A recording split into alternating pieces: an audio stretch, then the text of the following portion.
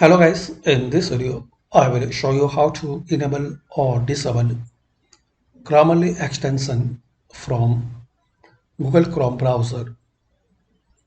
So if you see this icon, it's a mean you have installed before Grammarly.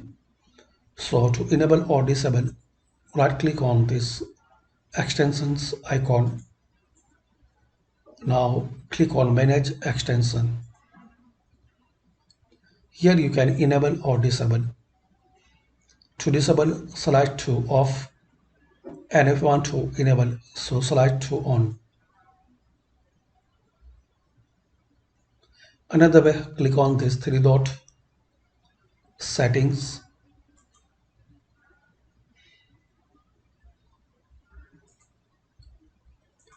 Another way, click on this three dot more tools, then click on extensions. Here you can enable or disable. That's it. So this is the basic way guys to enable or disable Grammarly extensions in Chrome browser. Thanks for watching.